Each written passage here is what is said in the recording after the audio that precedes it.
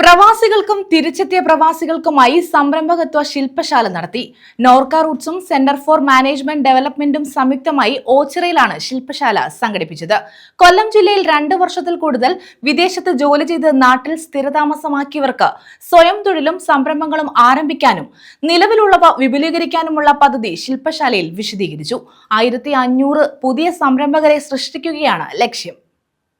Norka റൂട്ട്സും centre for management ഡെവലപ്മെന്റും ചേർന്നാണ് കൊല്ലം ജില്ലയിലെ പ്രവാസികൾക്കും തിരിച്ചെത്തിയ പ്രവാസികൾക്കുമായി സംരംഭകത്വ ശില്പശാല സംഘടിപ്പിച്ചത്. ഓച്ചിറയിലാണ് ശില്പശാല സംഘടിപ്പിച്ചത്. NORKA root centre manager Safarulla S ഉദ്ഘാടനം ചെയ്തു.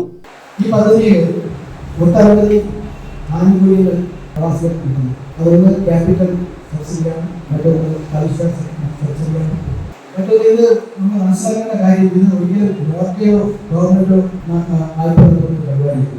ഇത് ബാങ്ക് നൽകുന്ന വായ്പയ്ക്ക് സംസ്ഥാന സർക്കാർ പ്രവാസികളുടെ കൈത്താങ്ങുന്നതിനായി ചെറിയൊരു സബ്സിഡി, മൂലധന സബ്സിഡി, പലിശ സബ്സിഡി നൽകുക. Centre for management development project officer Smitha Chandran അധ്യക്ഷത വഹിച്ചു. Associate professor PG Anil class നയിച്ചു.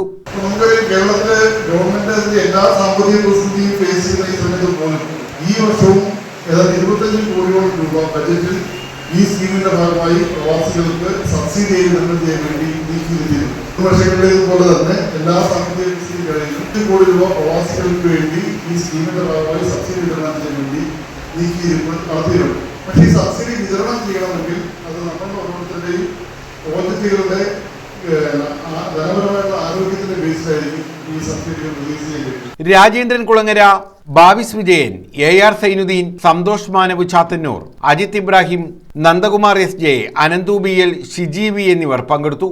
News bureau, Ochira.